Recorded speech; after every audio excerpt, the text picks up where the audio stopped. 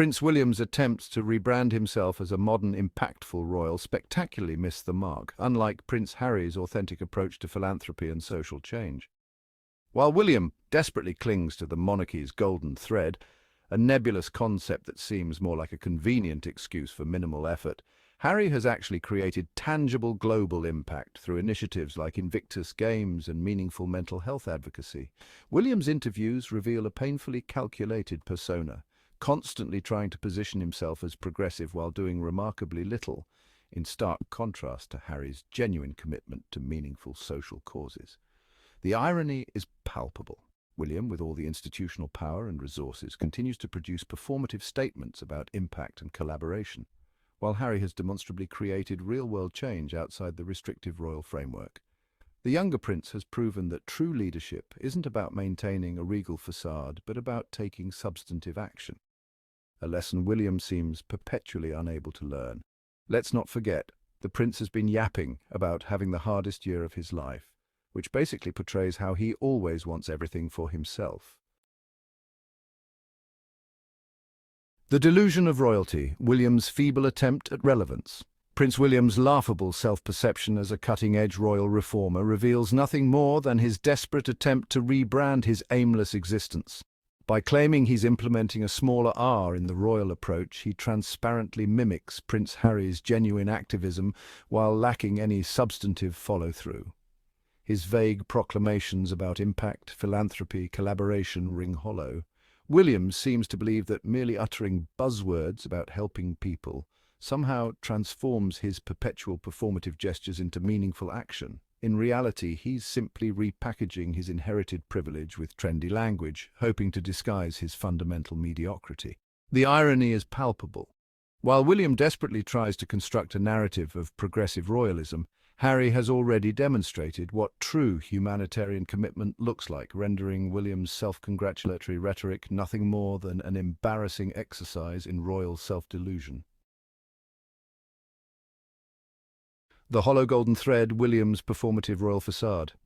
Prince William's royal strategy has devolved into a masterclass of performative emptiness, where he seamlessly transforms aimless wandering into a grandiose narrative of purposeful royal work. His infamous golden thread rhetoric serves as a transparent smokescreen attempting to disguise a profound lack of substantive engagement with genuine royal responsibilities.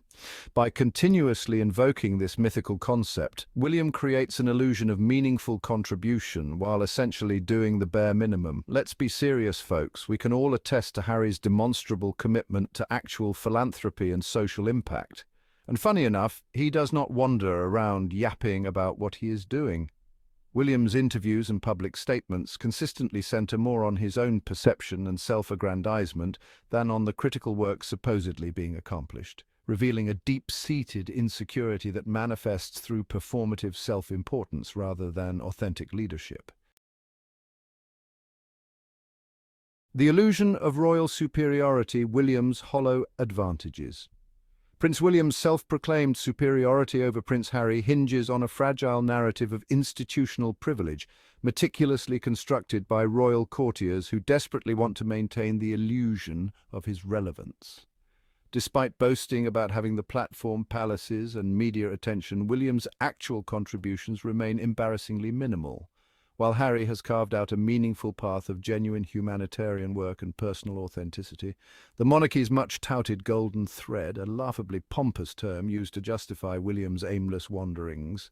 William's people once smugly claimed Harry could never survive outside the royal ecosystem, yet ironically, it is Harry who has demonstrated real resilience, impact, and the ability to thrive independently, exposing William's institutional advantages as nothing more than a crumbling facade of inherited importance. Harry has built tangible international platforms through Invictus Games, mental health advocacy, and meaningful charitable collaborations that transcend royal protocol. The irony is palpable. I doubt if William can even survive outside the royal ecosystem. He has been dramatically outshone by his brother's remarkable post-monarchy success, proving that meaningful societal contribution requires more than inherited privilege and performative convening. It demands genuine commitment, personal vulnerability, and a willingness to challenge institutional constraints, something this slumlord can't learn or even understand. William appears emotionally fractured, requiring Catherine's wellness as a psychological lifeline. We all know all he wants is sympathy. He is using this story to cover the ongoing issues about his flopping documentary, their separation with Kate, and their failing monarchy. His close friend's revealing statement that he'll be okay if Catherine is okay exposes a profound emotional dependency that undermines his attempts to project royal strength and leadership. As usual, statements made to shape the narrative. Harry has demonstrated his ability to forge his own path and navigate personal challenges with remarkable resilience. Let's not forget how he treated Meghan when she was pregnant. He treated his sister-in-law badly, and he treated Harry's kids weirdly. William is literally trying to milk people's sympathy, nothing more. What's good about Harry is how he was able to maneuver through his personal challenges and even emerge stronger in the face of constant adversity from his own family members. All William is doing is making it about himself in everything that he does.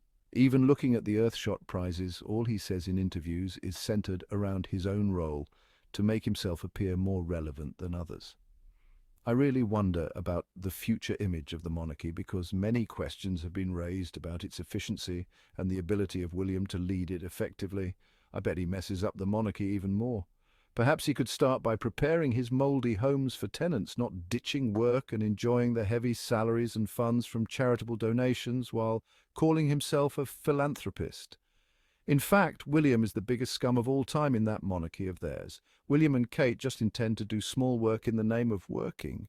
The bare minimum job is what they want in the guise of a challenging and hardest year. In a stunning display of royal narcissism, Prince William's recent media blitz reveals more about his desperate need for attention than any substantive royal work. By granting exclusive interviews to Sky News and The Times, he demonstrated the classic Windsor trait of manipulating media narratives while simultaneously alienating the royal rota who have long been his primary image makers. The irony is palpable.